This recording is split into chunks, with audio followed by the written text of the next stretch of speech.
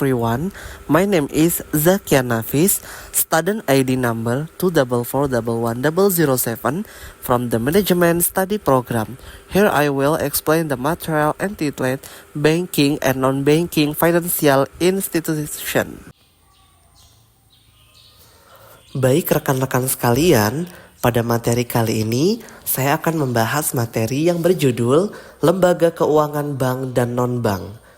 Lembaga keuangan adalah badan atau institusi yang berperan dalam menghimpun dan menyalurkan dana masyarakat untuk kegiatan ekonomi. Artinya, lembaga keuangan menjadi perantara antara pihak yang memiliki kelebihan dana atau surplus dengan pihak yang membutuhkan dana atau defisit. Contoh gampangnya, kamu punya uang lebih dan menyimpannya di bank. Bank kemudian menyalurkan uang itu ke orang lain dalam bentuk pinjaman atau kredit. Nah, lembaga yang mengatur arus uang seperti itu disebut lembaga keuangan. Secara umum, lembaga keuangan dibagi menjadi dua, yaitu lembaga keuangan bank dan lembaga keuangan non-bank. Kalau lembaga keuangan bank adalah lembaga keuangan yang menghimpun dana dari masyarakat dalam bentuk simpanan dan menyalurkannya kembali kepada masyarakat dalam bentuk kredit atau pembiayaan lainnya untuk meningkatkan taraf hidup orang banyak. Pengertian ini sesuai dengan Undang-Undang Nomor 10 Tahun 1998 tentang Perbankan. Fungsi utama bank yaitu menghimpun dana atau funding. Bank mengumpulkan uang dari masyarakat dalam bentuk simpanan seperti tabungan, giro, dan deposito. Tujuannya agar dana masyarakat tidak menganggur dan bisa dimanfaatkan secara produktif.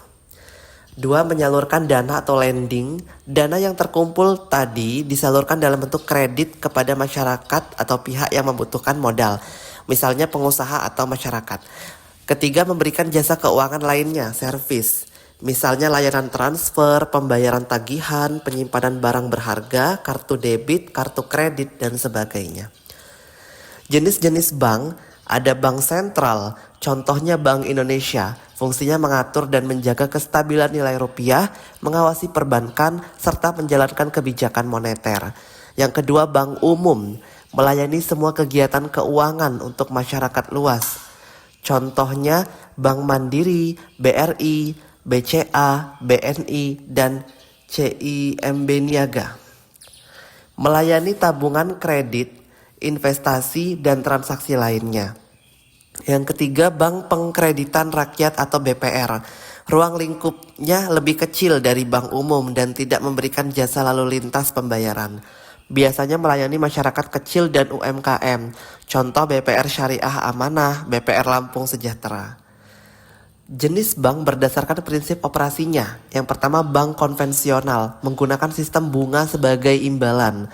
Yang kedua, misalnya bunga tabungan dan bunga pinjaman. Kemudian bank syariah, menggunakan prinsip bagi hasil dan larangan riba. Contoh Bank Syariah Indonesia BSI, BPRS, dan Bank Syariah Daerah. Lembaga keuangan non-bank adalah badan yang kegiatan utamanya menghimpun dan menyalurkan dana kepada masyarakat namun tidak memberikan layanan seperti bank. Tidak menerima simpanan dalam bentuk giro atau tabungan yang bisa ditarik kapan saja. Jadi mereka tetap mengelola keuangan tapi bukan dengan cara menghimpun dana tabungan secara langsung dari masyarakat. Fungsi lembaga keuangan non-bank adalah menyediakan alternatif pembiayaan bagi masyarakat dan dunia usaha. Membantu memperlancar arus investasi, memberikan perlindungan keuangan seperti asuransi, serta mendorong pertumbuhan sektor real dan pembangunan ekonomi. Jenis-jenis lembaga keuangan non-bank.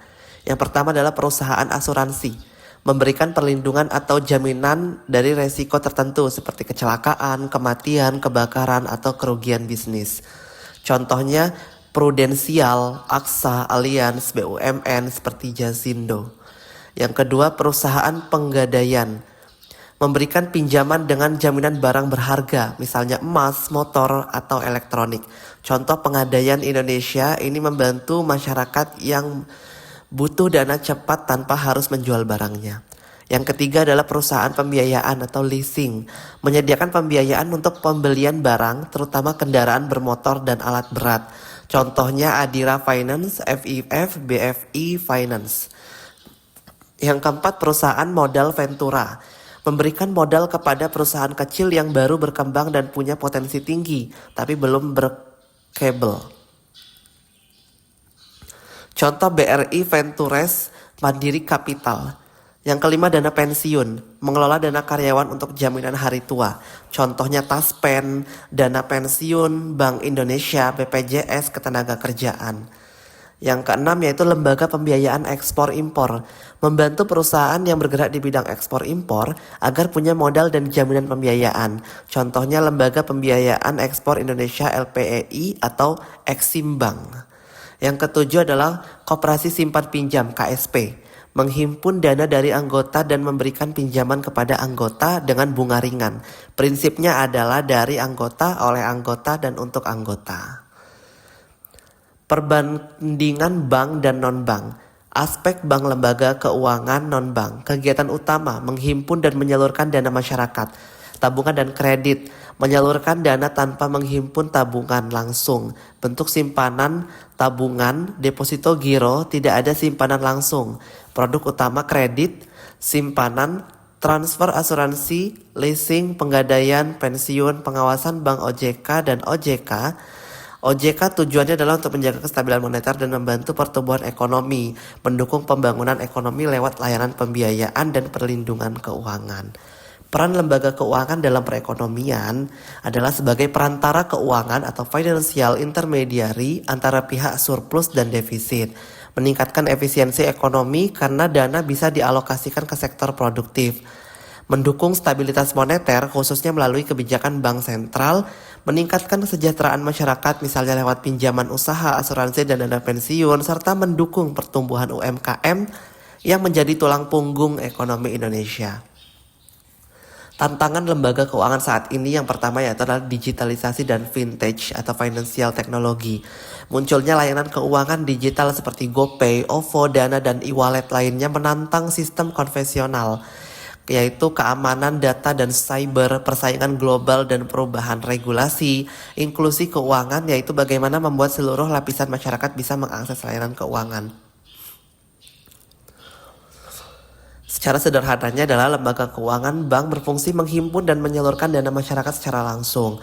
Lembaga keuangan non-bank berfungsi membantu kebutuhan keuangan masyarakat melalui pembiayaan, asuransi, pensiun, dan lain-lain. Keduanya sama-sama penting dalam menjaga stabilitas ekonomi nasional karena dapat memperlancar kegiatan bisnis dan meningkatkan kesejahteraan masyarakat. That concluded the material I have explained. I hope you can absorb the knowledge, and that is all from me.